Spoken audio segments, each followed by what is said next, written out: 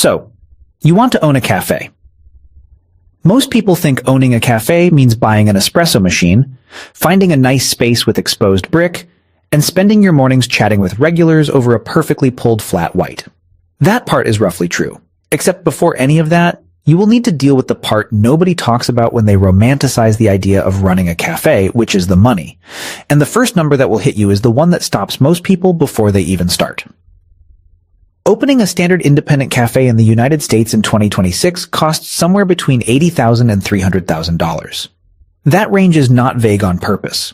It reflects a genuine fork in the road that every aspiring cafe owner faces before they sign a single document.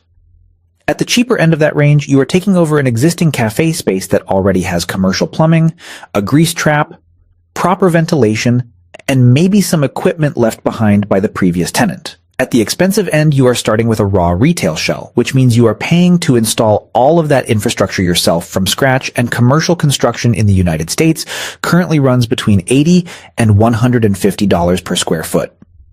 A 1,200 square foot cafe in that scenario costs between $96,000 and $180,000 just in construction before you have bought a single coffee bean or hired a single barista. Your equipment is the second largest cost after the build-out.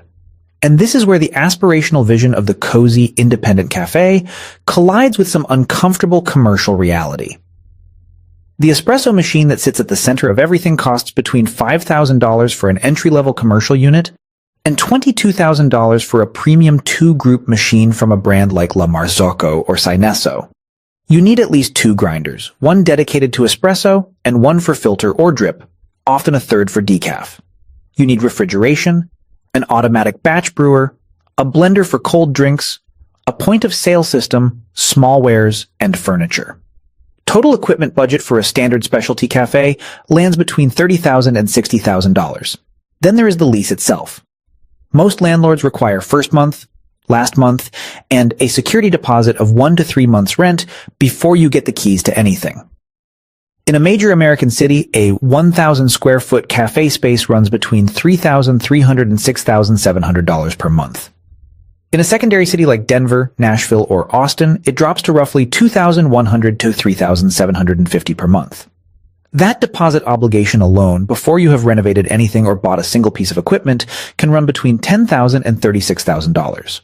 Add licenses, permits, health department inspections, a point-of-sale system, initial inventory, professional fees, and the contingency fund you absolutely need because something unexpected will break in the first 6 months, and a realistic total startup number for a mid-size independent cafe in an average American city sits between $150,000 and $250,000, plus an additional $60,000 to $100,000 in working capital to cover operating costs during the months before you reach consistent profitability. So, the obvious question becomes, why would anyone in their right mind go through all of this? The answer comes down to one thing that almost nobody explains correctly when they talk about the coffee business. The gross margin on the actual product is extraordinary. A specialty latte that sells for $5 costs roughly 70 to 90 cents to make in raw ingredients, the coffee, the milk, the syrup, the cup, and the lid. That is a gross margin of 80 to 85% on the drink itself. A drip coffee that sells for $3.50 costs about 30 to 40 cents to produce, pushing the gross margin above 90%. For context, the grocery industry operates on gross margins of around 25 to 30%. A software company would celebrate an 80% gross margin. A cafe achieves it on every single drink that comes off the espresso machine, multiple times every hour, every single day. The business is open. But here's the thing nobody tells you when they lead with that number. The gross margin on a latte is not your take-home. It is the starting point of a compression that, by the time it reaches your bank account, has been reduced from 85% to somewhere between 2.5 and 15% of total revenue. The distance between those two numbers is your entire life as a cafe owner. The single largest expense eating into that extraordinary product margin is labor, and it does not move no matter how good your coffee is. Industry benchmarks place labor at 28 to 35% of total revenue for a well-run independent specialty cafe. In 2026, with 19 U.S. states having raised their minimum wage at the start of the year, that number is under pressure in almost every market. Above 38%, the margin disappears entirely, and the business starts losing money even when it is full of customers.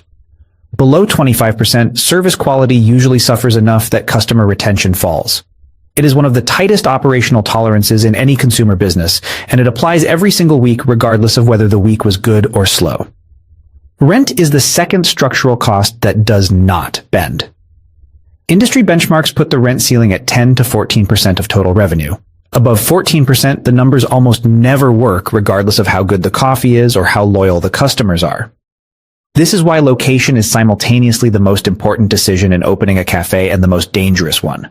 The space that looks perfect from the street, the corner unit with the beautiful light, and the foot traffic that looks promising on a Wednesday afternoon is also often the space with rent that sits at 18 or 20% of what your projected revenue can realistically support. And unlike the espresso machine, which you can upgrade later, or the menu, which you can refine, the rent is locked in on the day you sign the lease. Most leases run 5 years.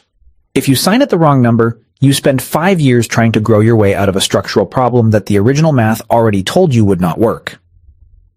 Cost of goods sold, which includes the coffee beans, milk, syrups, food items, cups, and packaging, runs at another 25 to 35% of revenue depending on how much food you serve alongside the coffee.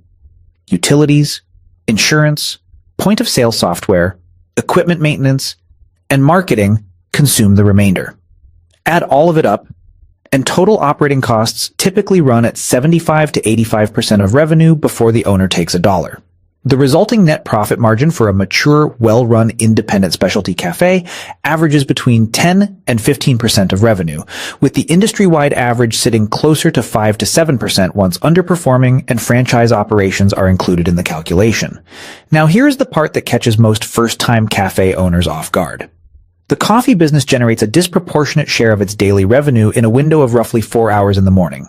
Peak traffic at most cafes falls between 7 and noon, with the period between 10 and 12 generating 30 to 40% of total daily sales.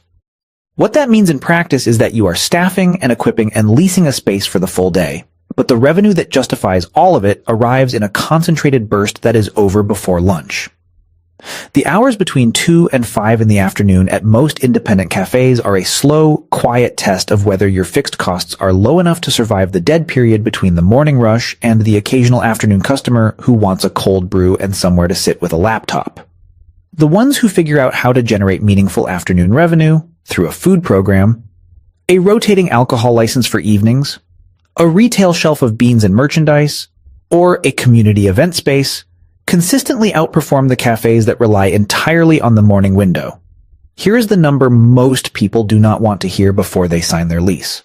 Between 50 and 74% of independent coffee shops fail within their first 5 years. That is not a scare statistic designed to talk you out of anything. It is an honest description of a business where the fixed costs are high, the margins are thin, the hours are long, and the most common cause of failure is not bad coffee. A survey of 232 independent coffee shop owners found that 55% cited being unprepared for the full operational complexity of ownership as the primary reason cafes fail, and 40% cited a lack of unique brand or customer experience as the second. Bad coffee was almost never the reason a shop closed. The reason shops close is that the rent was 18% of revenue instead of 12, or the build-out consumed the working capital reserve and there was nothing left to survive the slow months of year one, or the owner underestimated how much it costs to staff a 6 a.m. to 5 p.m. operation 6 days a week, or all three at the same time. Most new cafes take 6 to 18 months to reach consistent profitability. During that ramp-up period, the rent, the payroll, the utilities, and the supplier invoices all arrive on schedule. Whether the business has found its morning rush regulars yet or not, the cafes that survive that period almost always have one thing in common.